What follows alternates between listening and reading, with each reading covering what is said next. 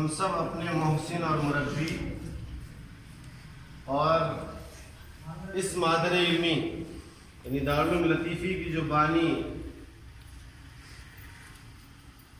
आरिफ बिल्लाह हज़रत मौलाना मोहम्मद आबिद हुसैन साहब रहमहुल्लाह की याद में और उन्हीं के नाम से हम सब ने मिलकर इसाले सवाब किया है।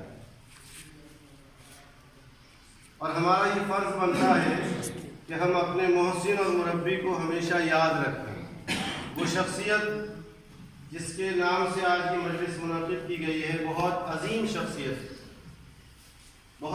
शख्सियत थी और अल्लाह ने उनके ज़रिए से हमारे इस वतन के लिए और ख़ुसूसन हमारे इस बिहार के लिए एक अजीम इदारे की शक्ल में दारुल लतीफ़ी को किसी और ज़िले को नहीं बल्कि कटिहार को अता फरमाया।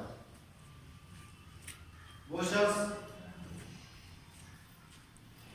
उनकी सवाने हयात में ये बात लिखी है कि उस वक्त मुल्क में लोग अंग्रेज़ों से लड़ने के लिए और अंग्रेज़ों से लोहा लेने के लिए तैयार थे।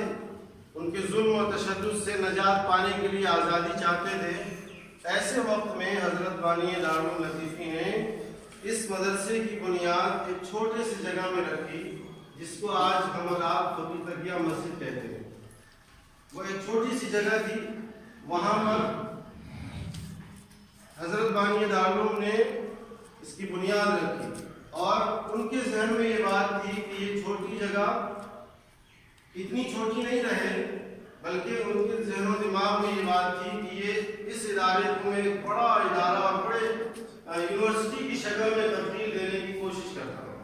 और यही इरादा उनके जहन में, ये बात उनके जहन में थी और इसी इरादे को लेकर हज़रत बानी दारुल मौलाना आबिद हुसैन साहब रहमतुल्लाह अलैह अपने मिशन को लेकर आगे बढ़ते रहे। बेशुमार मसाइब आए उनकी ज़िंदगी में जिनको हम और आप उनकी सवालें पढ़ने के बाद मालूम करेंगे और हमें पता चलेगा।